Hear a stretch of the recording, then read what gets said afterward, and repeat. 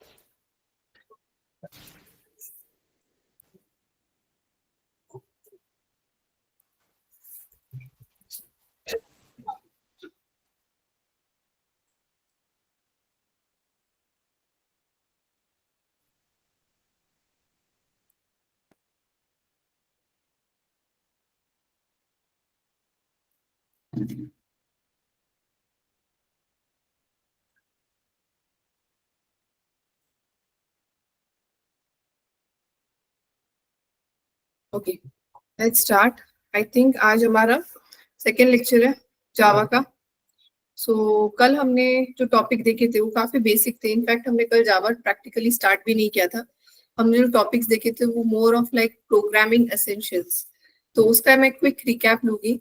जिनका non IT background है या जिन्होंने आईटी में ज्यादा कॉन्फिडेंस नहीं है, ज्यादा ध्यान नहीं दिया कॉलेज डेज में, तो ये प्रोग्रामिंग एसेंशियल्स उनके भी कच्चे ही रहते हैं। तो उस हिसाब से आपने इसको याद रखना है। इंटरव्यू में पूछे ना पूछे ये मैटर नहीं करेगा, आप कंफ्यूज नहीं होने चाहिए। तो क्या क्या टॉपिक हमने कल देखे थे प्रोग्रामिंग एसेंशियल्स में? सबसे पहले हमने देखा था लो लेवल प्रोग्रामिंग करके कुछ एक कंसेप्ट होता है जो किसको समझ में आता है, सिर्फ कंप्यूटर्स को समझ में आता है, हमें वो समझ में नहीं आता है। और वैसे दो टाइप के भाषा है, एक है बाइनरी लैंग्वेज और एक है असेंबली लैंग्वेज। जो बाइनरी लैंग्वेज होता है वो होता है ओनली 1 and 0। जो असेंबली लैंग्वेज होता है उसमें कुछ तो ऐसे इंस्ट्रक्शंस प्लस मेमोरी एड्रेस ऐसा कुछ तो रहता है। अगेन वो भी सिर्फ मशीन को ही समझ में आता है, जैसे वॉशिंग मशीन हो गए, टीवी हो गया, माइक्रोवेव ओवन हो गया, ये वहां पे अभी भी यूज होता है असेंबली लैंग्वेज। बट ये दोनों पे हम इंसान काम नहीं कर सकते क्योंकि हमें वो समझ में नहीं आते। फिर हमने देखा कि आगे जाके इन्होंने क्या इंट्रोड्यूस किया, हाई लेवल प्रोग्रामिंग लैंग्वेज। सो हाई लेवल प्रोग्रामिंग लैंग्वेज किसके लिए बना है? इंसानों के लिए बना है। तो जितनी भी भाषा मार्केट में है लाइक सी, सी प्लस प्लस, जावा, पाइथन, पीएचपी, ये जितनी भी भाषाएं आपको दिख रही है ये सारी की सारी कैसी है? हाई लेवल है। हाई लेवल का मतलब क्या है? ये किस में बनी गई है? इंग्लिश लैंग्वेज में बनी गई है। तो छोटा मोटा इंग्लिश अगर आपको नॉर्मल आता है तो आप इनको आराम से पढ़ सकते हो। दूसरा हमने देखा इन लैंग्वेजेस का एडवांटेज क्या है, ये होती है प्लेटफॉर्म इंडिपेंडेंट। प्लेटफॉर्म इंडिपेंडेंट का मतलब क्या होता है? ये कोई भी ऑपरेटिंग सिस्टम पे चल सकती है। Any operating system can run on any operating system. इसी को शॉर्ट फॉर्म में हम क्या बोलते हैं? वोरा। वोरा मतलब राइट वंस रन एनीवेयर। एक बार लिखो और कहीं पे भी रन करो, राइट वंस रन एनीवेयर। तो कोई भी ये नहीं बोलेगा कि मेरे पास विंडोज है तो मैं जावा नहीं पढ़ सकता हूँ, या मेरे पास लिनक्स है तो मैं जावा नहीं पढ़ सकता हूँ, या मेरे पास मैक है तो मैं जावा नहीं पढ़ सकता हूँ, या मेरे पास एंड्रॉइड मोबाइल है। इवन एंड्रॉइड मोबाइल पे भी आपका जावा का प्रोग्राम आराम से रन होता है। दूसरा हमने क्या देखा प्लेटफॉर्म इंडिपेंडेंस के बाद? Portable language. पोर्टेबल लैंग्वेज का मतलब क्या है? Can be developed anywhere. Developed anywhere मतलब आप कहीं पे भी उसकी कोडिंग कर सकते हो। विंडोज में भी कर सकते हो, जावा में भी कर, सॉरी लिनक्स पे भी कर सकते हो, मैक पे भी कर सकते हो। तो ये दो चीजें हमने फाउंडेशनल लेवल पे समझी। इसके अलावा हमने क्या समझा? 1 सेकेंड, इसको मैं सेव कर देती हूँ आपके नोट्स में। तो आज हमारी क्या डेट है? आज है 18 मार्च 2025 एंड ये हमारा जस्ट एक रिविजन चल रहा है। ठीक है। दूसरा हमने कौन सा टॉपिक देखा कल? हमने देखा कि ओपन सोर्स करके एक कंसेप्ट है। ओपन सोर्स का मतलब क्या होता है? एक लाइसेंसिंग टर्म। जैसे अगर आप होटल लाते हो तो होटल का लाइसेंस लेना पड़ता है, फूड इंडस्ट्री में जो भी जाता है फूड लाइसेंस लेना पड़ता है। अगर आप कोई दूसरा मैन्युफैक्चरिंग करते हो मैन्युफैक्चरिंग लाइसेंस। वैसे आईटी के जो प्रोडक्ट्स है उसके एक तरीके का एक लाइसेंस है उसके साथ, which is open source. Open source का मतलब क्या होता है, आप उसको फ्रीली यूज कर सकते हो, फ्रीली आप अपने दोस्तों में बांट सकते हो और फ्रीली उसको बदल भी सकते हो। तो आप उसको, कोई आपको आके बोलेगा नहीं इसका लाइसेंस किधर है, आपको कोई पकड़ेगा नहीं और कोई आपको ऐसे बेवकूफ बना रहा है, तो आपको समझ में आना चाहिए कि ये ओपन सोर्स है, इसके हिसाब से तो मुझे इसके बारे में एक पैसा भी पे नहीं करना चाहिए। पाइथन हुआ, जावा हुआ, तो ये जितनी भी टॉप प्रोग्रामिंग लैंग्वेजेस है, C, not C, Python, Java, PHP, ये सब क्या है, ओपन सोर्स। यहाँ तक कि लिनक्स ऑपरेटिंग सिस्टम, ये सारे के सारे क्या है, ओपन सोर्स। विंडोज कैसा है, विंडोज हमारा है क्लोज्ड सोर्स। कल हमने देखा था विंडोज कैसा है, क्लोज सोर्स। तो विंडोज की प्रॉब्लम क्या है, विंडोज को आपको अलग से लाइसेंस पे करना पड़ता है, 10,000 एक्स्ट्रा दे रहे हो आप लैपटॉप के साथ, क्योंकि विंडोज क्या बोलता है कि भाई हम फ्री में नहीं आते, हमारा पेमेंट होगा। बिल गेट्स क्या कर रहे हैं, बिल गेट्स अपने ऑपरेटिंग सिस्टम दुनिया भर को बांट रहे, बेच रहे। Make sense. तो ये ध्यान में रखना कि जावा भी क्या है, ओपन सोर्स है, तो जावा इंस्टॉल करने के लिए हमें कोई लाइसेंस नहीं लगता। दूसरा इंपॉर्टेंट चीज हमने क्या देखा कि जो भी लैंग्वेजेस हम देखते हैं उसमें एक टर्म आता है विच इज कंपाइलर। प्रोग्रामिंग भाषा में एक शब्द आता है कंपाइलर। इसका सरल सा मैंने कल बताया था, ये एक तरीके का क्या है, ट्रांसलेटर। ट्रांसलेटर का मतलब क्या होता है, आप चाइना जा रहे हो, आप जापान जा रहे हो, आपको आती नहीं उनकी भाषा, तो आप अपने साथ एक ट्रांसलेटर लेके जाते हो। वैसे ये जो भाषाएं होते हैं जैसे कि जावा, सी, सी प्लस प्लस, ये किस में लिखी गई है, इंग्लिश में लिखी गई है, और आपको इंग्लिश आती है। बट जो आपका कंप्यूटर है, जो आपका कंप्यूटर है उसको क्या आता है, बाइनरी। कंप्यूटर को क्या आता है, बाइनरी, बाइनरी लैंग्वेज, जो थोड़ी देर पहले हमने देखा लो लेवल है। तो हमने देखा कि जब भी आप इन भाषाओं में कोडिंग लिखते हो, माने अगर आपने सोर्स कोड लिखा है 1.java, कल हमने देखा था सोर्स कोड का मतलब क्या होता है, जो कोड आप लिखने वाले हो उसे बोलते हैं हम सोर्स कोड। जो पूरा आप पढ़ के मेरे पास से लिखना शुरू करोगे उसे हम बोलेंगे सोर्स कोड। वो सोर्स कोड किस में लिखा गया है, इंग्लिश में लिखा गया है। अब वो कंप्यूटर को डायरेक्टली समझ में आता नहीं है, तो उसको क्या करता है, आउटपुट दे नहीं पाएगा। तो हर भाषा अपने साथ अपना क्या लेके आती है, ट्रांसलेटर। जैसे जावा जो है वो जावा का कंपाइलर अपने साथ लेके आएगी। तो जब हम जावा इंस्टॉल करेंगे तो आपको ये अलग से कुछ डालने की जरूरत नहीं है, जावा के साथ आता है ऑलरेडी। जैसे कि अगर हम जाएंगे मार्केट में, जैसे मैं चाइना जा रही हूँ, मुझे पता है उसकी भाषा मुझे नहीं आती, तो मैं बिना ट्रांसलेटर के क्यों जाऊँ। वैसे इमेजिन करो 6 महीने बाद मेरा कोई दूसरा दोस्त जा रहा है, उसको भी मैं वही बोलूंगी भाई तू अपना ट्रांसलेटर लेके जाना, वरना तुझे वहां पे प्रॉब्लम होगी। तो हर भाषा क्या होती है जब आप इंस्टॉल करते हो, जैसे सी भी अगर आप इंस्टॉल करोगे तो सी का जावा ट्रांसलेटर अलग है, सॉरी जावा का कंपाइलर अलग है। और जावा के कंपाइलर का नाम ही क्या है, जावा के कंपाइलर का एक नाम है। जैसे मेरे ट्रांसलेटर का नाम लेते हितोशी है, कोई हितोशी करके बंदा है जिसको इंग्लिश भी आता है और जिसको जापानीज भी आता है, तो उसका नाम क्या हो गया, हितोशी। मेरा जावा का कंपाइलर का नाम है जावा सी। क्या नाम है, जावा सी। तो कल ये मैंने बताया नहीं, तो आज हम थोड़ा और इसके बारे में डिटेल में देख रहे हैं। तो आपका जावा के कंपाइलर का नाम क्या है, जावा सी। तो अगर आपको पूछा जाए जावा के कंपाइलर का नाम क्या है, आप बोलोगे जावा सी। अब जावा सी क्यों, ऑब्वियसली जावा कंपाइलर, सी माने कंपाइलर। तो जो सी प्लस प्लस है उसका भी अपना एक कंपाइलर जिसका नाम है जीसीसी। तो हर भाषा अपना कंपाइलर जब आप डालने वाले हो, जब हम थर्ड लेक्चर देखेंगे माने कल, तब आप देखोगे कि जब हम जावा इंस्टॉल करेंगे जावा के साथ आ जाता है, आपको उसको अलग से कुछ करने की जरूरत नहीं है, जावा सी उसके साथ आ जाता है। ठीक है, तो ये जब भी हम कोड लिखते हैं तो हम इस जावा सी के अंदर डालते हैं। ये जावा सी हमें रिटर्न में क्या देता है, ये जावा सी हमें देता है रिटर्न में एक फाइल, जिसको मैंने बोला था क्या है उसका नाम, वन डॉट क्लास। उसका एक्सटेंशन क्या रहेगा, वन डॉट क्लास। अगर आपके कोड का नाम क्या है, वन, तो यहाँ पे भी नाम क्या रहेगा, वन। बट जो एक्सटेंशन, जो सोर्स कोड का एक्सटेंशन है वो क्या रहेगा,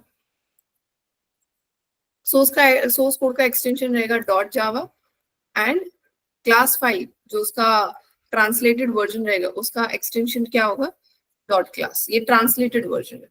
सो जैसे ही ट्रांसलेटर करता है, फिर हम ये जब फाइल कंप्यूटर को देते हैं, तो इट्स लाइक मैंने अपने ट्रांसलेटर, जापानीज ट्रांसलेटर को मैं लेके गई जापान में और मैंने पूछा, तो वो ट्रांसलेट कर रहा है, ये ट्रांसलेटेड बात है। और वो जब मैं जापानीज बंदे को देती हूँ तो उसको बराबर हाय हेलो जो भी आउटपुट है वो देगा। सो हमें यहाँ पे क्या मिलेगा, उसका आउटपुट। तो ये बहुत ही सिंपल है। कंपाइलर एक प्रकार का क्या है आपका, translator.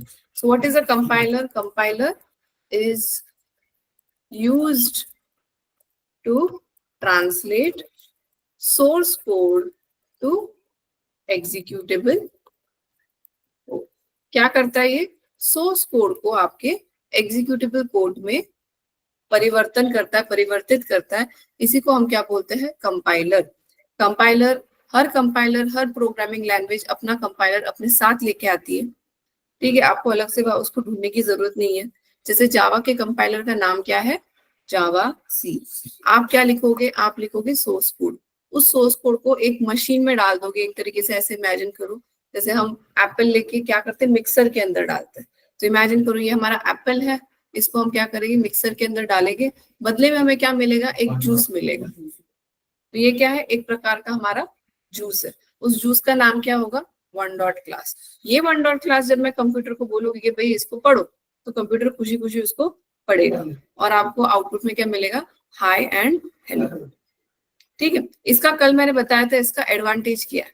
क्या एडवांटेज है? सो इसका हमेशा ध्यान रखो कि एक जूसर का नाम आया तो जूस के क्या एडवांटेजेस होते हैं? फटाफट डाइजेस्ट हो जाता है.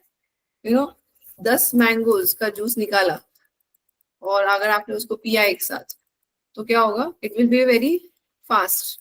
10 मैंगोज का जूस क्या होगा? बहुत ही फास्ट होगा. आपका बॉडी जल्दी से डाइजेस्ट कर पाएगा. कभी कभी आजकल वो जूस भी आते हैं पैकेट जूस, तो उसमें क्या बोलते हैं? 10 मैंगोज, 20 मैंगोज. तो हमें लगता है हम 20 मैंगोज एट अ टाइम खा रहे हैं, right? So it's very fast. दूसरा क्या है? क्योंकि आप मैंगोज को जूसर में डालते हो तो सब छिलके विलके गंदगी निकालते हो. वैसे ये कोड भी जब कंपाइलर में जाता है तो उसमें से सारे एरर्स वो निकलेगा नहीं, वो बताएगा कि आपको निकालना है. तो जब तक आप निकालो, इट्स लाइक जूसर में डालते तो छिलके हमें ही निकालने पड़ते हैं, राइट? अगर छिलकों के साथ डालेंगे तो जूसर या तो फिर खराब होगा, वो गुटली गुटली अटक जाएगी, राइट? वैसे ही हमें भी क्या करना पड़ता है? ये हमें संकेत देता है कि आपका इधर प्रॉब्लम है, इधर प्रॉब्लम, इधर प्रॉब्लम. जब तक हम सॉल्व नहीं करते ना, ये फाइल बनाएगा नहीं. जब हम प्रैक्टिकली देखें कि ये बनाता ही नहीं है फाइल, ये बोलता है तुम ये ठीक करो, तुम वो ठीक करो, तो हम सब ठीक करते हैं और फिर हमें ये फाइनल जूस का ग्लास मिलता है. तो ये जूस का ग्लास क्या होता है? एररलेस. क्या होता है? एररलेस. तो एक निश्चिंतता आ जाती है दिमाग में कि अरे इस वन डॉट क्लास बन गया, मतलब इसमें कोई एरर तो नहीं होगा. और तीसरा क्या हो जाता है कि कस्टमर को हम क्या देते हैं? वन डॉट क्लास देते हैं. तो इससे डायरेक्ट अगर हम जूस दें, कभी कभी होता है ना, ये मिक्स फ्रूट का जूस है, तो हमें समझ में आता है क्या कि इस जूस के अंदर कौन कौन से फ्रूट डाले थे? एप्पल डाला था, मैंगो डाला था, क्या डाला था, हमें नहीं पता चलता, राइट? हमें गेस वर्क करना पड़ता है. वैसे ही वन डॉट क्लास जब हम कस्टमर को देते हैं ना, तो उसको कुछ समझ में नहीं आता कि अंदर क्या लिखा हुआ. तो इससे क्या होता है? हमारा कोड हाइड हो जाता है. अगर कस्टमर कोई दूसरी कंपनी है और उसको भी जावा आती है तो वो क्या कर सकता है? कल को खुद की कंपनी बैठा के बोल सकते हैं इसमें चेंजेस करो. बट अगर हम वन डॉट क्लास देते हैं तो वो भी नहीं समझ पाएगी, देख ही नहीं पाएंगे. ये कुछ गार्बेज लैंग्वेज होती है, हमें कुछ समझ में भी नहीं आता. खोल के देखेंगे आपको कुछ समझ भी नहीं, क्योंकि मशीन की भाषा है. मशीन की भाषा आपको कैसे आने लगती है? तो एक कल मैंने एक वर्ड यूज किया था, इसको एक और चीज बोलते, क्या बोलते हैं इसको? Byte code. क्या बोलते हैं इसको? बाइट. तो बहुत सारे नए नए शब्द आप सुन रहे हो और इसमें से एक भी शब्द फालतू का नहीं है. ठीक है, तो सोर्स कोड क्या होता है, बाइट कोड क्या होता है, कंपाइलर क्या होता है, इसका मैंने क्विक रिकैप लिया है. एक और चीज कल मैंने आपको बताया था, तो लेट मी कॉपी दिस. कल मैंने एक और एक चीज बताया था, एक और एक प्रकार का ट्रांसलेटर बताया था जिसका नाम क्या है? इंटरप्रेटर. ठीक है, तो एक और एक प्रकार का ट्रांसलेटर है मार्केट में. जैसे C plus plus Java compiler use करते हैं, वैसे हर भाषा कंपाइलर यूज करती है ऐसा नहीं. कभी कभी होता है, राइट? आप लेट्स से जापान जा रहे हो, आपको सस्ता सा ट्रांसलेटर ढूंढते हो जिसको कच्ची पक्की जापानीज भी आ गई तो भी चलेगा, थोड़ा कम पैसा लग रहा है इसलिए आप उसको सिलेक्ट कर लेते हो. Make sense? तो यहाँ पे अगर एकदम प्रोफेशनल वाला सूट बूट में आ रहा है तो उसका चार्जेस अलग होगा. वो थोड़ा सोच समझ के बात करेगा, वो ट्राई करेगा कि आपको एज अ क्लाइंट कैसे प्रोटेक्ट किया जाए जापानीज में कुछ भी गलत बोलने से. पर अगर कोई ऐसे हिप्पी पकड़ लिया आपने, राह चलता बंदा जिसको छोटा मोटा पढ़ रहा है अभी जापानीज, तो उसका परफॉर्मेंस और प्रोफेशनल वाले का परफॉर्मेंस में थोड़ा अंतर होगा. तो जैसे कि पाइथन करके लैंग्वेज है, सबने सुना ही रहेगा. तो पाइथन कंपाइलर यूज नहीं करता है, पाइथन इंटरप्रेटर यूज करता है. तो पाइथन का इंटरप्रेटर के एक्सटेंशन मतलब उसका नाम भी होता है पाई, ऐसा पकड़ लो।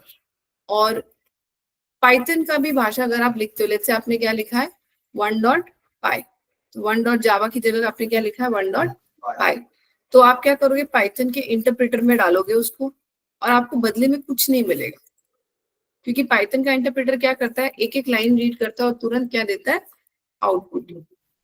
तो अगर उस कोड में लिखा है हाय प्रिंट करो, प्रिंट हाय, तो तुरंत वो एक लाइन लेगा, सॉरी तुरंत वो पहली लाइन लेगा, उसको 1010 में कन्वर्ट करेगा और आपको आउटपुट में क्या मिलेगा हाय। फिर अगर आपने दूसरी लाइन में लिखा है हेलो, तो तुरंत वो लेगा उसको 101 में कन्वर्ट करेगा और उधर क्या आएगा आपको हेलो। तो एक एक लाइन वो पढ़ता है और एक एक लाइन वो एग्जीक्यूट करता है।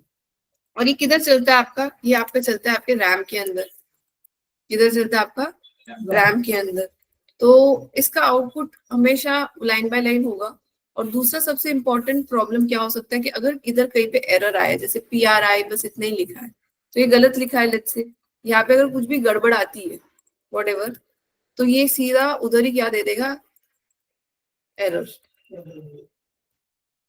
तो मैंने बताया था कि इंटरप्रेटर भी क्या है, एक प्रकार का ट्रांसलेटर ही है, बट ये कैसा ट्रांसलेटर है, दिस ट्रांसलेट्स और इंटरप्रेटर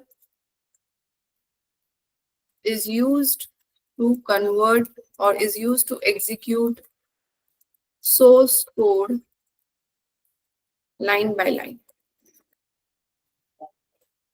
तो लाइन बाय लाइन एक एक लाइन पकड़ता है ये और आउटपुट देता है। इससे क्या हो जाता है, इससे हमारा जो आउटपुट है वो मतलब उसकी कोई भरोसा नहीं है, अगर टेस्टर या किसी ने अच्छे से टेस्टिंग नहीं की है कोड की तो बाद में एरर आ सकता है। और क्लाइंट के सामने एरर आता है तो सीधा फोन उठा के कंप्लेन करता है, टिकट्स ओपन करता है और फिर बोलता है कि आपका कंपनी का प्रोडक्ट बेकार है।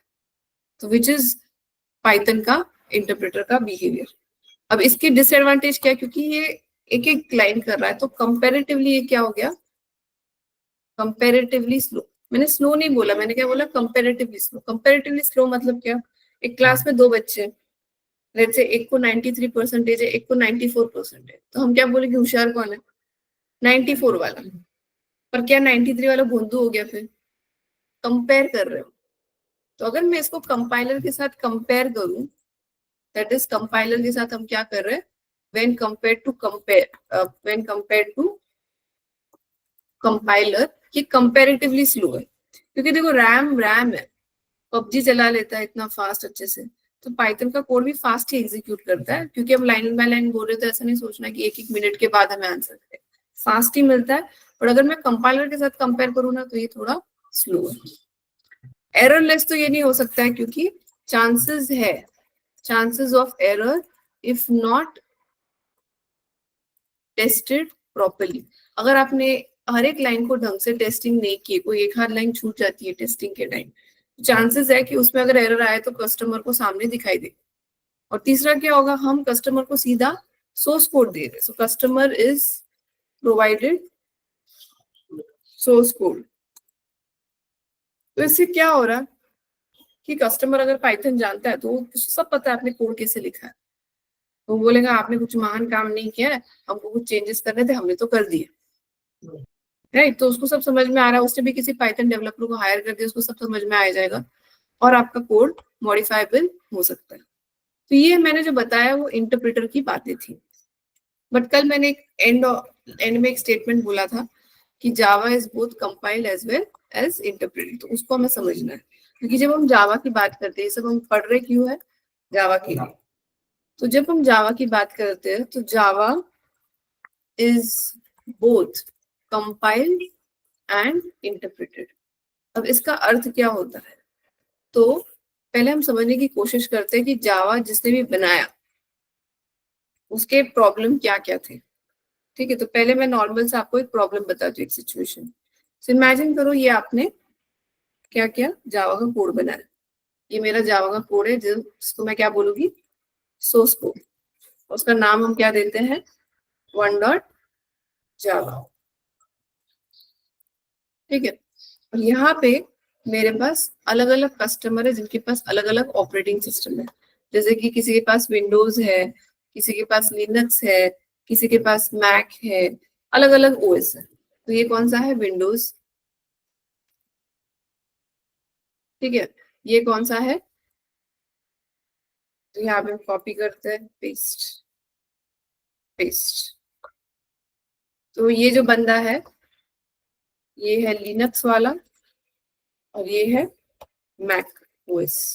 हो सकता है किसी के पास मोबाइल फोन है, तो क्या हो गया उसके पास? एंड्रॉइड। ठीक है, तो मेरे पास 4 यूजर्स हैं। एक का नाम है बॉब, एक का नाम है जैक, एक का नाम है राम और एक का नाम है श्याम। तो मेरे पास 4 अलग यूजर है और चारों यूजर्स जो है वो क्या है? अलग अलग प्लेटफॉर्म्स पे। बाय द वे इनको क्या बोलते हैं? प्लेटफॉर्म्स। ऑपरेटिंग सिस्टम मतलब ही क्या हो गया? प्लेटफॉर्म्स। तो अगर आपको मैंने बोला था वर्ड लाइक प्लेटफॉर्म इंडिपेंडेंट, मतलब ऑपरेटिंग सिस्टम इंडिपेंडेंट। प्लेटफॉर्म ये वर्ड आईटी में कहीं पे भी सुनते हो, मतलब ऑपरेटिंग सिस्टम की बात की जाए। तो मेरे पास 4 यूजर्स है विद 4 डिफरेंट प्लेटफॉर्म्स। ये जो वन डॉट जावा है इसमें कुछ तो लिखा हुआ है, जैसे कि system dot out dot print L N हाई। मैं नॉर्मल सा शॉर्ट फॉर्म में लिख रही हूँ कोड, हेलो एंड बाय। ठीक है, सो हम क्या करते हैं? हम मस्त यहाँ पे ये सोर्स कोड लेते हैं, इसका जूस निकालते हैं। तो जूस निकालने के लिए हम क्या यूज करेंगे? कंपाइलर। कंपाइलर का नाम क्या है? जावा सी। थोड़ी देर पहले मैंने बताया था जावा के कंपाइलर का नाम क्या है? जावा सी। तो ये पूरा का पूरा कोड हम किस में डालेंगे? वन डॉट जावा को हम किस में डालेंगे? हमारे कंपाइलर में डालेंगे। जूस बन के हमको क्या मिलेगा? One dot class. स्टार्ट करो उसको मेमोराइज करना। जूस क्या है? जूस का नाम क्या रहेगा? One dot class. ये याद रखना। तो हम ये कोड को लेते हैं, जूस निकालते हैं। बट मैंने बताया था जावा, एक वर्ड मैंने यूज किया था, जावा इज हाई लेवल। माने हाई लेवल प्रोग्रामिंग माने जावा इज प्लेटफॉर्म इंडिपेंडेंट। अर्थात जावा किसी पे भी चल सकता है, ये हम बोलने की कोशिश कर रहे हैं। जावा किसी पे भी चल सकता है। अब वो ऐसा क्यों है? क्योंकि हर एक प्लेटफॉर्म की अपनी, जैसे विंडोज की बात करें तो जिस विंडोज को किसने बनाया? बिल गेट्स ने। और मैक को किसने बनाया? स्टीव जॉब्स ने। राइट। ये जो लिनक्स है उसको किसने बनाया? तो आपको नाम नहीं पता रहेगा, लाइनस टॉर्वल करके है। तो ये 3 अलग लोग हैं। इसको किसने बनाया? बिल गेट्स ने।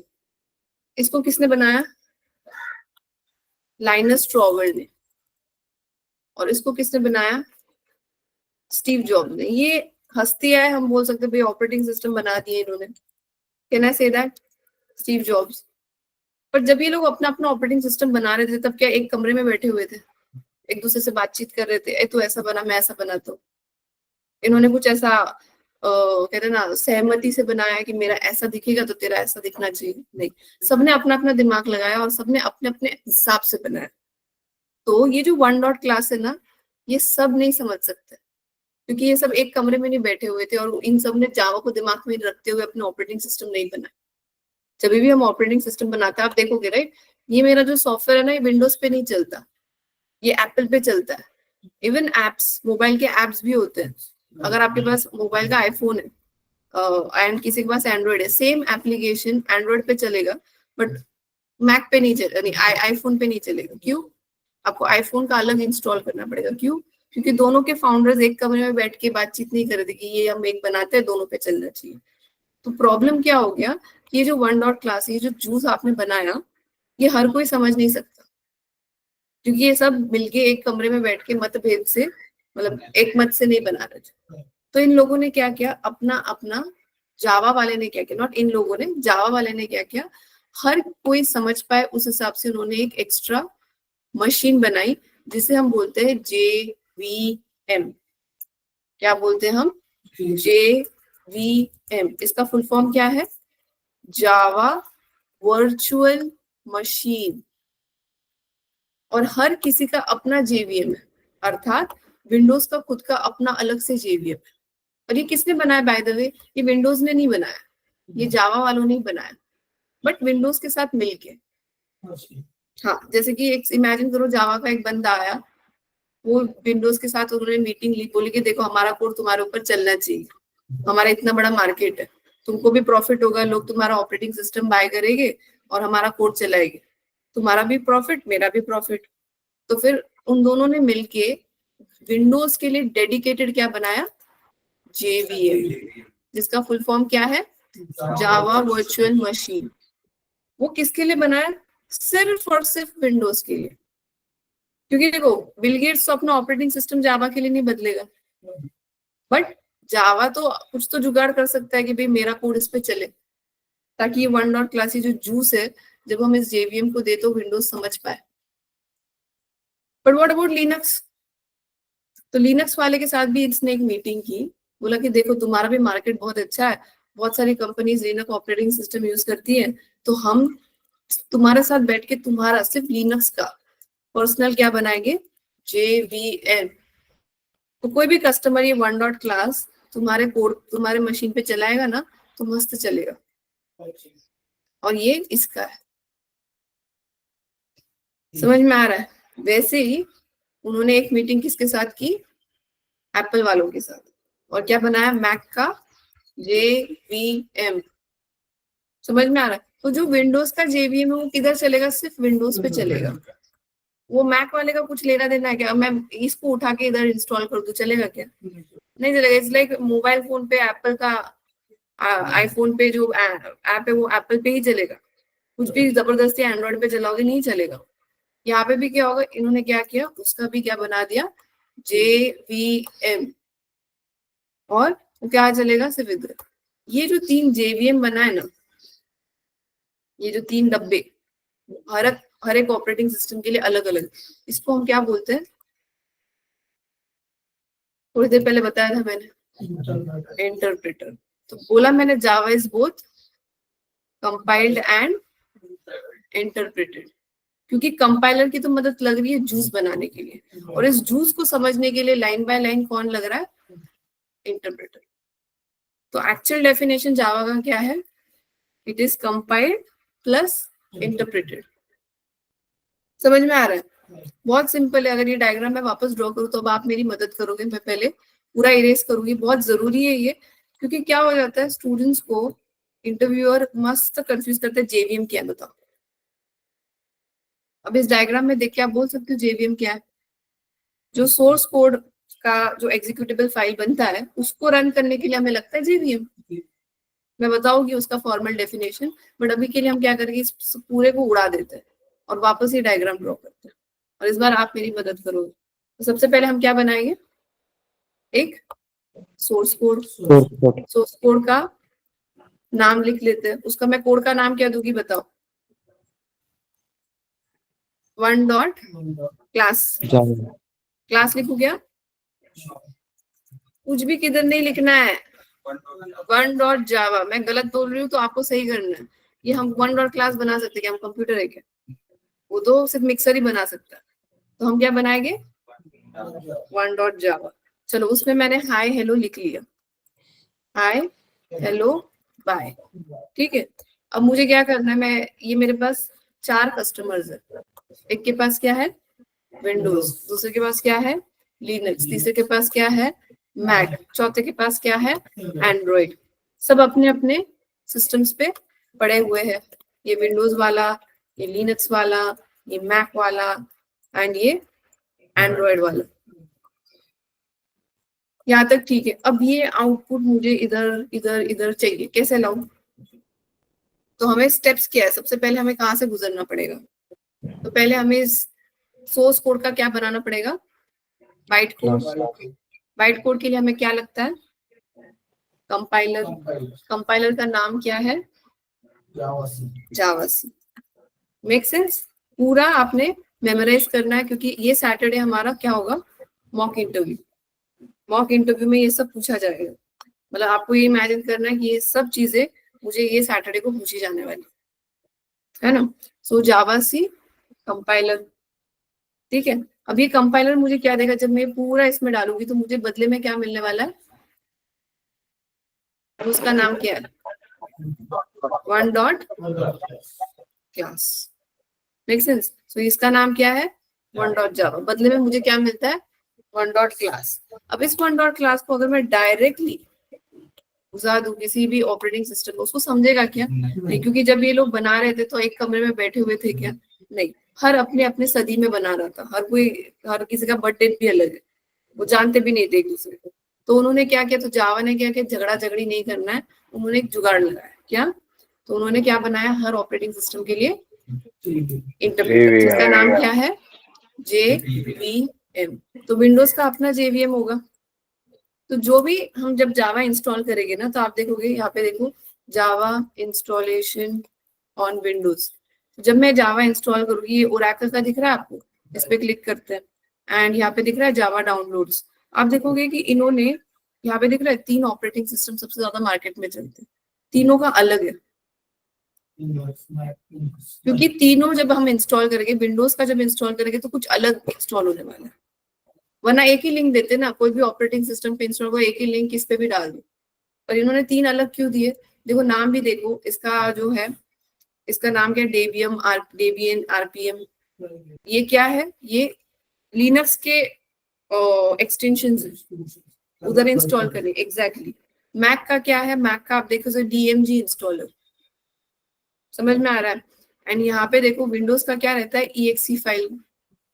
तीनों अलग है, तीनों का चीजों को अडॉप्ट करने की हरकतें अलग है। तो इसीलिए हर किसी का अपना अपना क्या आने वाला है, प्राइवेट JVM। क्या आने वाला है, प्राइवेट JVM। इट्स लाइक आपके पास आज कोई भी फ्लैट खरीदे तो प्राइवेट क्या आ रहा है, पार्किंग। कार है नहीं है, कार पार्किंग तो मिलेगा। इट्स लाइक हर किसी का अपना क्या है, ये पार्किंग। तो ये JVM जो है, ये हर ऑपरेटिंग सिस्टम का अलग अलग होता है, और इस JVM को हम क्या बोलते हैं, इंटरप्रेटर। याद रखना, ये बहुत सिंपल डेफिनेशन है, इसमें गड़बड़ नहीं करना है, क्योंकि कोई फाउंडेशन चेक करने पे आया, आपने लगा दिया लेट्स से एक्सपीरियंस, कि मुझे 2 साल का इंडस्ट्री एक्सपीरियंस है, और अगर ये हिला हुआ है तो फिर रिजेक्शन जल्दी हो जाएगा, मतलब वो ज्यादा टाइम भी नहीं लेगा, 5 मिनट्स में टाटा बाय बाय। सो यहाँ पे हमें क्या करना है, ये पकड़ना है, विंडोज पे रन करना है तो विंडोज का JVM में जाएगा, और फिर वो हाय हेलो विंडोज पे बोलेगा, क्योंकि ये कोड विंडोज पे चलाना है तो विंडोज के JVM के थ्रू जाना है। यही कोड अगर मुझे लिनक्स पे चलाना है तो लिनक्स के JVM के थ्रू जाना पड़ेगा, और ये कोड मुझे अगर मैक पे चलाना है तो मैक के JVM के थ्रू जाना पड़ेगा, और ये कोड अगर मुझे मेरे मोबाइल फोन एंड्रॉइड पे चलाना है तो एंड्रॉइड के JVM के थ्रू जाना पड़ेगा। और ये हमारा डब्बा क्या है, ये सारे के सारे क्या है, अलग अलग इंटरप्रेटर्स। JVM जो है मैंने बताया था, जैसे कि कंपाइलर का नाम क्या है हमारा, जावा सी, वैसे इसके इंटरप्रेटर का नाम क्या है, JVM। और हर JVM हर ऑपरेटिंग सिस्टम का अलग है। तो अगर आपको पूछा गया जावा के कंपाइलर का नाम बोलो,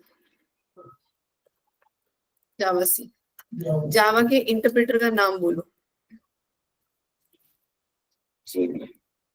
है क्या कुछ डिफिकल्ट, नहीं है, ठीक है। इसको, ये तो हमारा, आई होप ये समझ में आ गया, जावा is both compiled and interpreted. ये अगर आप बोलते हो तभी घर पे बैठ के क्या करना है, इंग्लिश में जो मैं बोलूंगी उसको रिपीट करने की कोशिश करना। मॉक इंटरव्यू जो है, या कोई भी इंटरव्यू जो है, रियल वर्ल्ड की इंटरव्यू, एक ही ट्रिक है उसको क्लियर करने का, 1 लाइनर आंसर्स मुंह पे रहने चाहिए। इतना तो हम कर सकते हैं क्योंकि हमें पैकेज मिलेगा कंपनी से, तो ये हमारा होमवर्क होना चाहिए। सो समझने की कोशिश करते हैं, Java is both compiled as well as interpreted. How, ये अगर क्वेश्चन पूछा एक्सप्लेन करो हाउ, तो सबसे पहले आप क्या बोलोगे, in Java using compiler we convert source code to byte code, है ना। कंपाइलर की मदद से हम क्या कर रहे हैं, बाइट कोड तक आ रहे हैं। एग्जैक्टली। तो सोर्स कोड जैसे कि उदाहरण तौर पे ये जो डायग्राम है उसमें मेरा सोर्स कोड कौन है, 1.java, और मेरा बाइट कोड कौन है, 1.class, है ना। वंस वी हैव 1.class माने बाइट कोड, एक बार आपके पास बाइट कोड हो गया, वी यूज JVM, जो कि क्या है, that is Java's interpreter to execute it. This is how Java is both compiled and interpreted. हो गया आंसर 2 लाइन का। फिर वो अगर आपको और पागल करने के लिए बोल सकता है, JVM इज प्लेटफॉर्म डिपेंडेंट और इंडिपेंडेंट। अब देखो कंफ्यूज करने के लिए आपको क्वेश्चन पूछेगा, वो बोलेगा देखो JVM जो है ना, वो तुम प्लेटफॉर्म डिपेंडेंट बोलोगे या इंडिपेंडेंट बोलोगे। इंडिपेंडेंट मतलब क्या, किसी पे भी चल सकता है। डिपेंडेंट मतलब क्या, उसी पे चल सकता है। अभी या JVM में उसी पे चल सकता है, तो इट इज प्लेटफॉर्म डिपेंडेंट। वो क्यों बोल रहा है, क्योंकि आपको क्या पढ़ाया गया, जावा इज प्लेटफॉर्म इंडिपेंडेंट। मैंने बताया था जावा तो भाई इंडिपेंडेंट है, क्योंकि वो JVM और कंपाइलर दोनों की मदद से इंडिपेंडेंट हो जाता है, मैं किसी पे भी चल सकता हूँ। But JVM is platform dependent. JVM answer क्या है इसका, JVM प्लेटफॉर्म डिपेंडेंट है। क्योंकि जैसे मैंने कहा 4 लोग, बिल गेट्स, स्टीव जॉब्स, ये सब मिलके एक कमरे में नहीं बना रहे थे, तो सबने अपना अपना JVM बना दिया, तो वो प्लेटफॉर्म डिपेंडेंट होंगे। इसका विंडोज का अलग है, बिकॉज आंसर ये नहीं बोलोगे कि 4 लोग मिलके एक कमरे में नहीं बैठे थे, यू हैव टू से because JVM is developed independently as per, yeah, you can say JVM is different for different platforms. Platform माने OS, मैंने पहले भी बोला OS माने क्या, विंडोज, लिनक्स, मैक, 3 ही मेन है। आप देख सकते हो लिनक्स के लिए भी 3 ही है, दैट इज सॉरी लिनक्स क्या, मैक के जावा के इंस्टॉलेशन के लिए भी हमें कितने ऑपरेटिंग सिस्टम दिखे, 3 ही दिखे। ये 3 ही मार्केट में सबसे ज्यादा चल रहे, तो मैक एंड विंडोज। तो जिसने भी जावा बनाया, तो JVM is different for different platforms, ठीक है। तो इसीलिए जावा JVM इज प्लेटफॉर्म डिपेंडेंट। तो अगर आप पूरा आंसर देते हो ना, तो वो आपको खोदड़ के और नहीं पूछेगा, वो नेक्स्ट क्वेश्चन पे जाएगा। पर अगर आप उधर ही थोड़े कंफ्यूज होते हो ना, तो आपका फिर दिख जाता है कि नॉट श्योर, तुक्का, है ना। Exactly. So Java is platform independent how, ऐसे पूछ सकते हो कैसे इंडिपेंडेंट है, तो आप बोलोगे because it uses compiler to compile source code to bytecode. It uses interpreter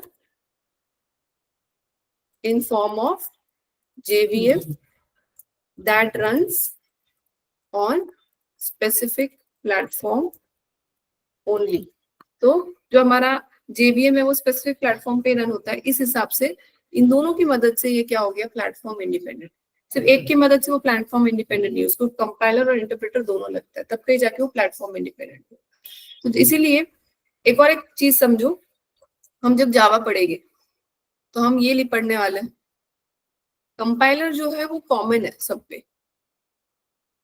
जो एक डॉट क्लास फाइल बनती है रन होने के लिए, वो इंटरप्रेटर अलग है।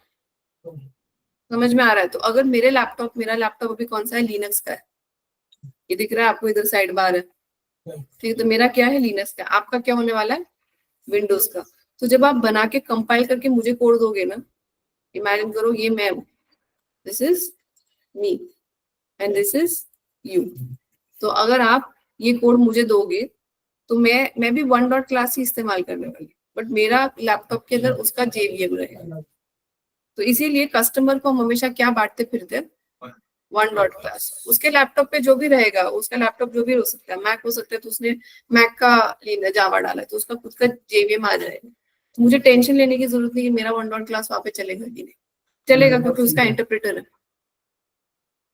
Make sense. So I hope this is clear कि हमारा Java is both compiled as well as interpreted. And JVM क्या है, प्लेटफॉर्म डिपेंडेंट। जावा क्या है, प्लेटफॉर्म इंडिपेंडेंट। कंफ्यूज करने के लिए ये सारे वर्ल्ड फेमस इंटरव्यू क्वेश्चंस है। ठीक है, सो यहाँ तक क्लियर है? I hope. Any doubt online offline? ठीक है, एक स्टेप आगे बढ़ते हैं। तो आज का जो टॉपिक था हमारा फाउंडेशंस प्रोग्रामिंग एसेंशियल्स, वो खत्म होता है। तो अभी हम एक्चुअल जावा के साथ स्टार्ट कर रहे हैं। और अभी मैंने जो भी बताया है उस हर एक शब्द का मीनिंग आपको पता है, तो आपको समझ में आएगा मैं क्या बोल रही हूँ।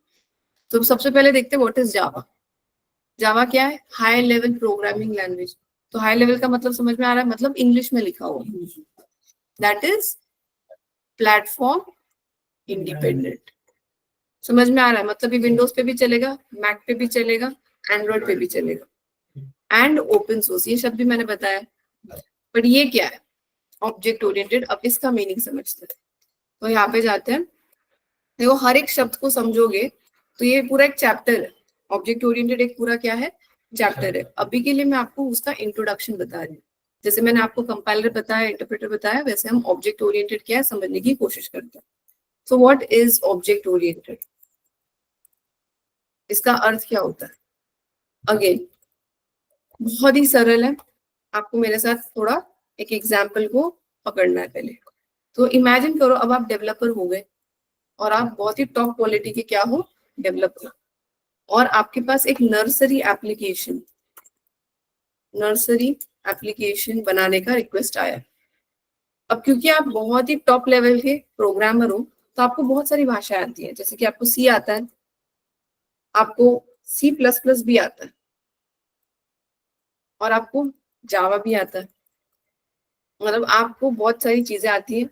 अब एक क्लाइंट आया है, इमेजिन करो आप ही का दोस्त है, वो एक किंडरगार्टन खोल रहा है बच्चों के लिए। और आपको पता है आजकल हर चीज टेक हाईटेक हो रही है। तो बच्चों को भी मस्त एक टीवी बड़ा सा प्रोजेक्टर पे दिखाते हैं और उनको चीजें वहां पे पढ़ाते हैं, छोटे छोटे बच्चों को भी। तो उसने आपको बोला कि मुझे एक एप्लीकेशन चाहिए। उस एप्लीकेशन में क्या होना चाहिए कि हम बच्चों को क्या पढ़ा रहे हैं? शेप्स। शेप पता है आपको क्या होता है? Rectangle, circle. अब बच्चों को पता रहता है क्या? नहीं, हमें सिखाना पड़ता है कि इसको ये बोलते हैं, इसको ये बोलते हैं, इसको ये बोलते हैं। तो अभी क्योंकि बच्चे को हमने किंडरगार्टन में डाला है तो किंडरगार्टन वाले उसको पढ़ाएंगे। बट किसकी मदद से पढ़ा रहा है वो? एक एप्लीकेशन बना के लिया है आपसे। आप कौन हो? आप हो सॉफ्टवेयर डेवलपर। हम सॉफ्टवेयर टेस्टिंग कर रहे हैं, बट इमेजिन करो आप कौन हो? सॉफ्टवेयर डेवलपर हो। अब डेवलपर जो होता है वो डेवलपर होता है, मतलब वो अपने हिसाब से सोचेगा कि मैं कोडिंग कैसे करूँ, कौन सी भाषा में करूँ। मार्केट में कितनी भाषा है? मैंने बोला सी है, C++ है, जावा है, राइट। तो आपने सोचा कि मेरे को सब आता है। तो इमेजिन करो अगर आपने उसको सी में बनाया होता तो कोड कैसा दिखता, और अगर आपने उसको C++ या जावा में बनाया तो कोड कैसा दिखता। दो सिचुएशन हम पकड़ रहे हैं। तो पहली सिचुएशन मैं बताती हूँ सी की, राइट। मैंने सी कल मैंने बताया था, C is mother of all programming language. मतलब सारी भाषाएं कहाँ से आई है? सी से आई है। अब जब सी लैंग्वेज मार्केट में पहला आया तब उन्होंने एक कॉन्सेप्ट इंट्रोड्यूस किया था जिसे हम बोलते हैं प्रोसीजरल फंक्शनल प्रोग्रामिंग, या फिर उसको हम एक और चीज बोल सकते हैं procedure oriented programming. Procedure oriented programming, तो ये बोलो या बोलो दोनों का मतलब एक ही है। समझ में आ रहा है कि ये वर्ड दोनों का मतलब एक ही होता है। अब प्रोसीजर ओरिएंटेड प्रोग्रामिंग या फंक्शनल प्रोग्रामिंग में अगर कोई कोडिंग करता है तो दिखता कैसा है? बहुत सिंपल है। अब मैंने क्लाइंट को पूछा शेप्स तो मैं बना दूंगी बट उसका करना क्या है? तो उसने बोला क्या करना है, अगर बच्चा इस पे क्लिक करता है तो ये गोल गोल घूमना चाहिए, मतलब 360 डिग्री में रोटेट, गोल गोल घूमना चाहिए। क्योंकि कोई चीज घूमती है तो बच्चे को ज्यादा ध्यान उसके ऊपर आता है, अट्रैक्टिव होती है। तो ये जब बच्चा इस पे क्लिक करेगा तो ये 360 डिग्री में रोटेट होना चाहिए, और एंड में एक साउंड आना चाहिए। एंड में क्या होना चाहिए? एक साउंड आना चाहिए, ताकि बच्चे को आईज एंड ईयर्स दोनों का इन्वॉल्वमेंट हो कि हाँ अरे कुछ तो हुआ। इसे क्या बोलते हैं? इसे बच्चे का क्या होता है? मेंटल ये स्टार्ट हो जाता है थिंकिंग। वैसे ही ये क्या हो गया? सर्कल। अगर सर्कल पे क्लिक किया तो ये भी 360 डिग्री में गोल गोल घूमना चाहिए और एक साउंड आना चाहिए। सिमिलरली इस पे भी क्लिक किया तो 360 डिग्री पे गोल गोल घूमना चाहिए और साउंड आना चाहिए। तो मेरे को उसकी रिक्वायरमेंट मिल गई, मैंने कहा ठीक है मैं मस्त कोडिंग करती हूँ, रोटेट, एंड मेरा लॉजिक इसमें डाल देती हूँ कि भाई गोल गोल घूमो, और उसके बाद प्ले साउंड। प्ले साउंड का मैं, क्योंकि साउंड की फाइल एक मिलेगी मुझे कोई तो MP3 समथिंग, तो प्ले वो MP3 साउंड, उसका लॉजिक। मैं क्या कर रही हूँ यहाँ पे, अगर आप ऑब्जर्व करो, रोटेट एंड प्ले साउंड, ये दो मैंने कोड लिखे और मेरा लिखने का तरीका देखो कैसे, मैंने नाम दिया rotate, round bracket, curly bracket, open close और लॉजिक। वैसे प्ले साउंड सेम थिंग। अब जब बच्चा इस पे क्लिक करेगा तो कंप्यूटर ऑटोमेटिकली रोटेट वो उसकी लोकेशन भेजेगा, कुछ तो उसमें पैरामीटर्स हो गए, जो भी लोकेशन रहेगा, रेक्टेंगल, फिर कुछ तो फॉर्मूला अप्लाई करेगा और उसको गोल गोल घुमाएगा, और उसके बाद ऑटोमेटिकली कंट्रोल इधर जाएगा। एक हो गया, उसके बाद ऑटोमेटिकली कंट्रोल इधर जाएगा। सिमिलरली अगर बच्चा सर्कल पे क्लिक करता है तो पहले ये चलेगा, फिर ये चलेगा, फिर अगर रेक्टेंगल पे सॉरी ट्राइंगल पे क्लिक करता है तो ये चलेगा, ये चलेगा। इससे क्या हो रहा है, इस टाइप के प्रोग्रामिंग को हम क्या बोलते हैं, फंक्शनल प्रोग्रामिंग, क्योंकि ये है फंक्शन नंबर 1, ये है इतना फंक्शन नंबर 1 जहां से कर्ली ब्रैकेट ओपन क्लोज हो रहा है, और ये है मेरा फंक्शन नंबर 2। इसी को हम प्रोसीजर भी बोल सकते हैं, फंक्शन और प्रोसीजर एक ही होता है। और इससे क्या हो रहा है, यहाँ पे देखो मेरे पास 3 डायग्राम्स है, पर तीनों के लिए एक ही रोटेट लिखा है मैंने और एक ही साउंड प्लेन लिखा है। मतलब क्या हो रहा है, कोड रीयूज हो रहा है, साइज ऑफ कोड छोटा हो रहा है। तो मेरा इसके एडवांटेज क्या है, size of code is less, code reusability is more. It's like market में प्लास्टिक का कैरी बैग बहुत ज्यादा यूज होता है, रीयूज होता है, फटता नहीं है, इसलिए मार्केट में प्लास्टिक का कैरी बैग बहुत यूज होता है। तो इस टाइप ऑफ कोडिंग में भी क्या होता है, आपका कोड बहुत ज्यादा रीयूज होता है, इसलिए कोडिंग का साइज क्या हो जाता है, बहुत कम होता है। ऐसे स्टाइल ऑफ कोडिंग को हम क्या बोलते हैं, फंक्शनल प्रोग्रामिंग या प्रोसीजर ओरिएंटेड प्रोग्रामिंग, जिसमें हम क्या बनाते हैं, फंक्शंस। अब ये mother of all programming language C ने इंट्रोड्यूस किया था। इसने इंट्रोड्यूस किया था, सी ने। मतलब सबसे पहले जब भाषा आई थी प्रोग्रामिंग की, वो ऐसी थी, ऐसी थी, मतलब अभी भी है, ऐसी ही है। और ये बहुत ही फेमस कंसेप्ट है। बट लेट्स से आप आज के जमाने के डेवलपर हो, तो आपने डिसाइड किया मुझे ऐसे कोडिंग करना है, या फिर मैं ऐसे भी कर सकता हूँ। तो C++ ने जब मैंने बताया था, सी में जो कमियां थी वो किसने भरी, C++ में। तो सी में कुछ तो कमी थी, जिसके कारण इन्होंने फंक्शनल प्रोग्रामिंग अच्छा है, बट उससे भी बेटर एक और एक चीज निकाला, जिसे हम क्या बोलते हैं, ऑब्जेक्ट ओरिएंटेड प्रोग्रामिंग। समझ में आ रहा है, ये जो सी और C++ है, इसने अलग स्टाइल ऑफ प्रोग्रामिंग निकाला, जिसे हम क्या बोलते हैं, ऑब्जेक्ट ओरिएंटेड प्रोग्रामिंग। अभी ऑब्जेक्ट ओरिएंटेड प्रोग्रामिंग में अगर आपने कोडिंग किया रहता तो कैसा दिखता है, तो ऑब्जेक्ट ओरिएंटेड प्रोग्रामिंग में हर चीज, सर्कल, रेक्टेंगल, ट्राइंगल, एक ऑब्जेक्ट की तरह देखा जाता है। तो आप क्या करते हो, आप डेडिकेटेड कोड लिखते हो। जैसे कि अगर रेक्टेंगल की बात कर रहे हो लेट्स से, सो रेक्टेंगल के लिए आप अलग से उसका क्या लिखोगे, अपना पर्सनल रोटेट, उसका जो भी लॉजिक है, और उसका पर्सनल प्ले साउंड, उसका जो भी लॉजिक है। मतलब आप क्या कर रहे हो, सिर्फ रेक्टेंगल का आप कोड लिख रहे हो अलग से, और रीयूज नहीं होगा। सर्कल का क्या कर रहे हो आप, अलग से कोड लिख रहे हो, और ट्राइंगल का आप क्या करने वाले हो, अलग से कोड लिखने वाले हो। समझ में आ रहा है दोनों में अंतर क्या है, कोई भी देख के बोल सकता है कि हाँ इसमें क्या हो रहा है, इसमें नहीं हो रहा। अब पहले आपको याद है जब हम फ्लैट खरीदते थे कुछ 10-15 साल पहले, आपके पेरेंट्स ने जो भी फ्लैट लिए रहेंगे, तब पार्किंग अलग मिलता था क्या, एक कोई खुला सा ग्राउंड होता था, सब उधर पार्क करो, और जिधर जगह मिली उधर पार्क करो। अभी भी है ऐसी सोसाइटीज, यहाँ पे वही हो रहा है कि सब अपने अपने फ्लैट इधर लिए हुए हैं, बट पार्किंग क्या है, कॉमन। बट कॉमन पार्किंग में प्रॉब्लम्स आते थे क्या, क्या आते हैं ना, अभी भी आते हैं, झगड़ा झगड़ी, मेरे गाड़ी पे स्क्रैच किसने लाया, मेरे को इधर ही पार्किंग स्पॉट चाहिए, इधर शेड है, झगड़ा झगड़ी, और किसी ने 2 गाड़ी एक्स्ट्रा ले ली, तो तुम्हारे पास ज्यादा पार्किंग तुम लेते हो, हमको पार्किंग की जगह ही नहीं रही, तुम्हारी एक गाड़ी कहीं और लगाओ जाओ। सो जब भी शेयरिंग का कॉन्सेप्ट आता है, धीरे धीरे धीरे धीरे क्या होता है, उसमें कॉन्फ्लिक्ट्स इंट्रोड्यूस होते हैं। ये क्या है, शेयरिंग का कॉन्सेप्ट। इसमें क्या हो रहा है, सर्कल भी वही रोटेट, ट्रायंगल भी वही रोटेट, रेक्टेंगल भी वही रोटेट। अगर कहीं पे भी कुछ गड़बड़ आ गई तो सबके रोटेट में इशू आ जाएगी। फॉर एग्जाम्पल लेट्स से 6 महीने बाद कस्टमर आता है और बोलता है मेरे को समझ में आया कि बगल वाले ने भी किंडर गार्डन डाला है और उसमें से साइंटिफिक शेप्स आ रहे हैं, जैसे कि अमीबा। स्कूल कॉलेजेस में हमने पढ़ा रहेगा, अमीबा करके एक शेप होता था जो शेपलेस शेप, मतलब एक बैक्टीरिया होता है। उसको आप देखोगे हर शरीर हर क्षण वो अपना शेप बदलता है। इट्स लाइक गिलपिला।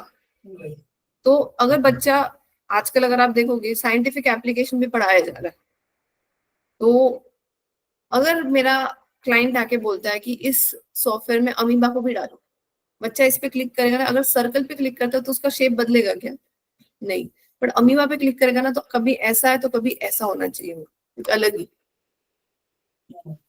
तो थोड़ा और इंटरेक्टिव लगता है, तो बच्चे को सर्कल याद रहना रहे, वो अमीबा पहले याद रखेगा और मेरा बच्चा और एडवांस सुनाई देगा कि 4 लोगों में बोलेंगे तो अमीबा। तो एक शो ऑफ हो जाता है कि बच्चे को पहले से बहुत ज्यादा ज्ञान दे दिया आपने। तो क्लाइंट है, उसने बोला ऐसा डालो, अब अमीबा का पूरा लॉजिक अलग हो जाता है। तो अगर मैं अमीबा इसमें डालने की कोशिश करूंगी तो मेरा रोटेट बिगड़ने के चांसेस है, प्ले साउंड में भी कुछ चांसेस बदल सकते हैं।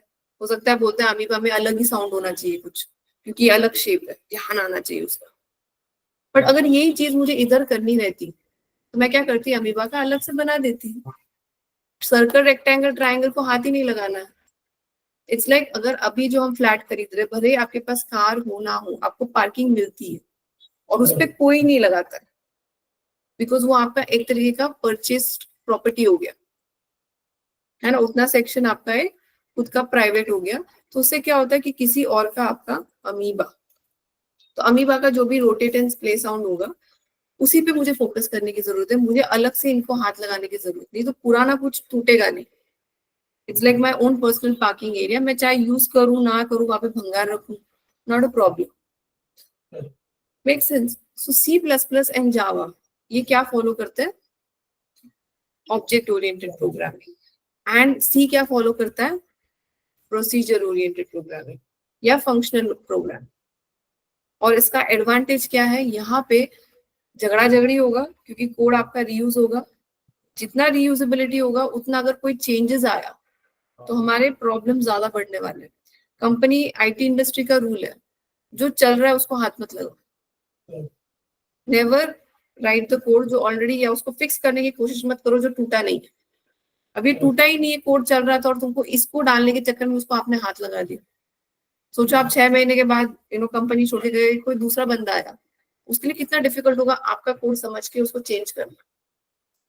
समझ में आ रहा है? एक तरीके से वापस सॉफ्टवेयर बनाने की बात होगी। बट अगर आपने ऐसा स्टाइल ऑफ कोडिंग किया और आप कंपनी छोड़ के चल गए, कोई दूसरा बंदा आया, वो क्या करेगा, ये सब तो चल रहा है, इसको हाथ मत लगाओ, इसको करो। तो कंपनी में क्या होता है, दूसरा बंदा क्या आके अच्छे से काम कर पाए, वैसे स्टैंडर्ड्स फॉलो किए जाते हैं। फिर दूसरा प्रश्न ये निकलता है, क्या ये फालतू है, इसको यूज ही नहीं करना चाहिए, इसका मतलब ये है क्या? नहीं। अभी फंक्शनल ओरिएंटेड प्रोग्रामिंग जो है वो मार्केट में सबसे ज्यादा कहाँ पे यूज होता है, ऑटोमेशन के लिए। ऑटोमेशन के लिए क्या यूज होता है, पाइथन, रूबी, पर्ल, ये प्रोग्रामिंग लैंग्वेजेस, शेल स्क्रिप्ट, ये यूज होता है। बाय द वे ऑटोमेशन बहुत सरल होता है। आपने कभी मशीन की चाय पी है? तो मशीन की चाय का रूल क्या होता है? 1 सेकेंड, एक बार मैं ऑटो ड्रॉ कर लेती हूँ। मशीन की चाय का रूल क्या होता है? बहुत सिंपल होता है। आप भी मशीन बना सकते हो चाय की खुद की और मार्केट में लॉन्च कर सकते हो।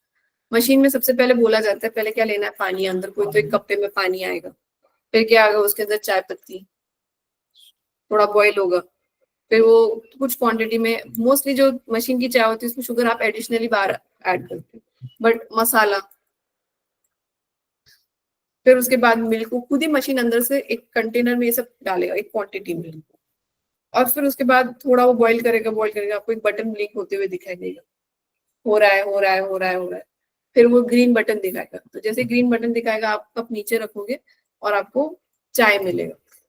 तो चाय मिलने के बाद आप क्या करते हो, अपने हिसाब से शुगर या एडिशनल मसाला, अगर आपको वो देते हैं साइड में मसाला भी अगर रखा है उन्होंने एडिशनल, कोई काली मिरी something like that, ginger powder, तो आप डाल सकते हो।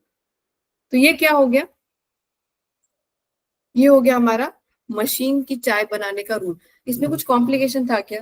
पहले पानी लेना है, उसको इतने टाइम तक उबालना है, फिर चाय पत्ती डालना है, फिर उसको उतना टाइम से उबालना है, फिर उसको मसाले के साथ उबालना है। सेट रूल्स है। तो ऐसे टाइप को हम क्या बोलते हैं, रोबोटिक या फिर ऑटोमेशन। ऑटोमेशन के लिए फंक्शनल प्रोग्रामिंग अति उत्तम है, क्योंकि उसमें क्या होता है, हम ऐसे फंक्शंस लिखते हैं, हम बोलते हैं पहले ये करो, फिर ये करो, फिर ये करो। कुछ ज्यादा मतलब हम ट्राई करते हैं कि स्टेप 1, स्टेप 2, स्टेप 3, ये फंक्शंस को हम किस तरह ट्रीट करते हैं, रीयूज के हिसाब से हम नहीं सोचते। हम सोचते हैं कि पहले ये करना है, फिर ये करना है, फिर ये करना है। इसलिए घर में आपने किसी रोबोट को हायर किया, आपने बोला पहले सुबह उठते ही चाय बनाओ, फिर ब्रेड बटर बनाओ, फिर क्लीनिंग करो, तो वही करेगा, रोज सुबह उठ के उसका वही टाइमर है। बट जो अपन कमांड दिए रहेंगे वो वही फॉलो करेगा। वो फंक्शनल प्रोग्रामिंग की फितरत है। तो पाइथन क्या है, पाइथन क्यों मार्केट में, डेटा एनालिटिक्स आपने सुना रहेगा, डेटा साइंटिस्ट, फिर ऑटोमेशन जहाँ पे भी आ रहा है, पाइथन भर भर के यूज हो रहा है, क्योंकि Python is known for automation. बोलते हैं पहले ये करना है, फिर ये करना है, फिर ज्यादा माथापच्ची नहीं, मेक सेंस। बट अगर हम C++ या जावा की बात करें, तो इनका इजाद सबसे ज्यादा, इनका मार्केट में एक्सेप्टेंस हुआ है ई कॉमर्स एप्लीकेशन के। ई कॉमर्स एप्लीकेशन जैसे कि कोई बैंकिंग एप्लीकेशन पकड़ लो। अब बैंकिंग एप्लीकेशन में इमेजिन करो ये राम है और ये रमन है, दोनों को एक दूसरे का बैलेंस दिखना चाहिए क्या? तो दोनों अलग ऑब्जेक्ट्स है। समझ में आ रहा है? जैसे कि अगर आपका कोई Amazon पे अकाउंट आपने ओपन किया है, ये आपका अकाउंट है, ये आपके भाई का अकाउंट है। जब तक आपके पास आपके भाई का यूजर नेम पासवर्ड नहीं आता, आप उसका कुछ देख सकते हो कि उसने क्या ऑर्डर किया, कब किया, कितने बजे किया, अब तक कितने ऑर्डर्स प्लेस किए, आपकी प्राइवेसी है। अगर आप कंपनी में जाते हो तो आपको क्या मिलता है, काम मिलता है, ये आपकी सैलरी होती है, HR एप्लीकेशन। तो ये है राम का कंपनी अकाउंट और ये है रमन का कंपनी अकाउंट। राम की जो सैलरी है, उसको जो इंक्रीमेंट मिले, वो राम को ही पता, ये अब तक राम ने कितना काम किया, उसी के अकाउंट में डिटेल रहेगी। रमन को दिखेगा क्या? नहीं। मतलब हर जगह जहाँ पे भी प्राइवेसी है, जहाँ पे भी खुद का कॉन्सेप्ट इंट्रोड्यूस है, वो ई कॉमर्स एप्लीकेशन उसमें लगेगा। थोड़ा ई कॉमर्स का माइंडसेट लगता है कि इसका इसको नहीं दिखना चाहिए, उसका उसको नहीं दिखना चाहिए, तो हर चीज एक ऑब्जेक्ट बनती है। ठीक है, तो इसको क्या बोलते हैं हम, object oriented programming. E commerce application में ही होता है। समझ में आ रहा है? तो जो फुल स्टैक डेवलपर्स है वो ये पढ़ते हैं, जो ऑटोमेशन वाले हैं वो ये पढ़ते हैं। बट यहाँ पे एक चीज मैं ऐड करना चाहूंगी, पाइथन दोनों है। और आज की तारीख में पाइथन में आप ई कॉमर्स एप्लीकेशन भी बना सकते हो, क्योंकि पाइथन ने फंक्शनल प्रोग्रामिंग भी एक्सेप्ट किया है और ऑब्जेक्ट ओरिएंटेड प्रोग्रामिंग भी एक्सेप्ट किया। पाइथन दोनों स्टाइल में कोडिंग कर सकते हैं।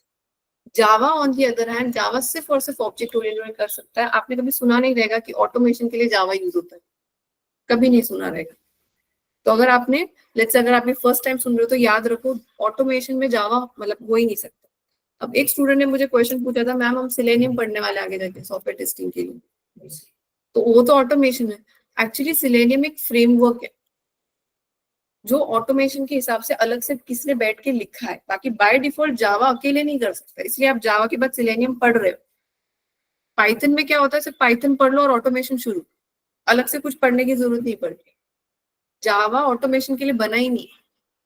जावा किसके लिए बना है, ई कॉमर्स एप्लीकेशन के लिए। तो इन लोगों ने क्या किया, जावा के ऊपर उन्होंने एक अलग से कोडिंग की सिलेनियम की, और उसके रूल्स ऑब्जेक्ट ओरिएंटेड के हिसाब से फिट किए, और फिर ऑटोमेशन उन्होंने इंट्रोड्यूस किया। मतलब उनको बहुत तकलीफ से एक नया ही बंगला बनाना पड़ा एक तरीके से सोचो। अब जावा पढ़ने के बाद आप वो बंगला पढ़ोगे, मेक सेंस? तो इज इट क्लियर कि ऑब्जेक्ट ओरिएंटेड का मतलब क्या होता है? ये सबसे ज्यादा इंपॉर्टेंट है।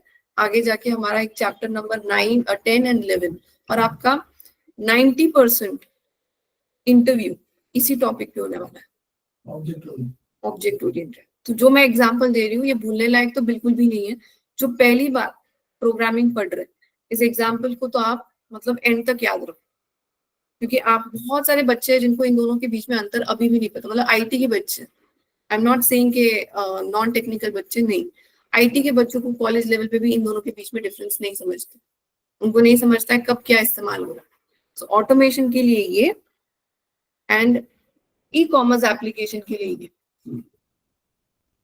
Make sense. और आप क्या करने वाले हो, सिलेनियम एक फ्रेमवर्क है जो जावा पे बना गया और जो सारे रूल्स ऑब्जेक्ट ओरिएंटेड के फॉलो कर रहा है, ठीक है। तो यहाँ पे मैं सेव करती हूँ।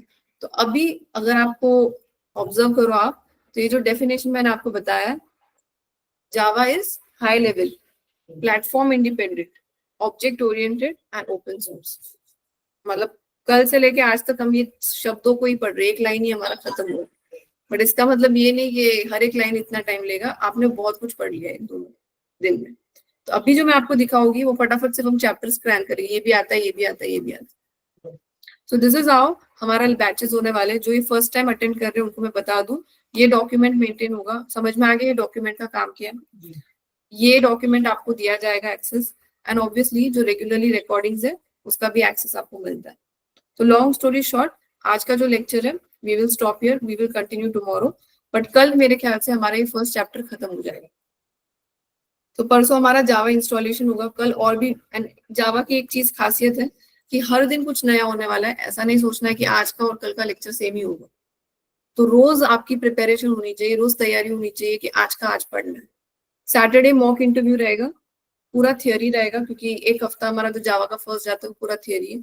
उसके बाद मंडे से जो प्रैक्टिकल स्टार्ट होता है, तो एवरी मॉक इंटरव्यू में प्रैक्टिकल स्टार्ट हो जाएगा। प्रैक्टिकल का मॉक इंटरव्यू कैसे होता है वो मैं बताऊंगी, बट अभी मैं बता रही हूँ कि जो भी हम पढ़ रहे हैं वो सब मॉक में पूछा जाने वाला है।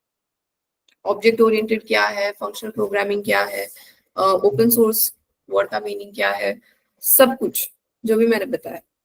Okay, any questions online offline? ठीक है, let me save the recording. या कल भी बैच का लिंक सेम ही रहेगा, उसमें सेम लिंक ज्वाइन करना है जो ऑनलाइन ज्वाइन कर रहा है। Let me stop the recording.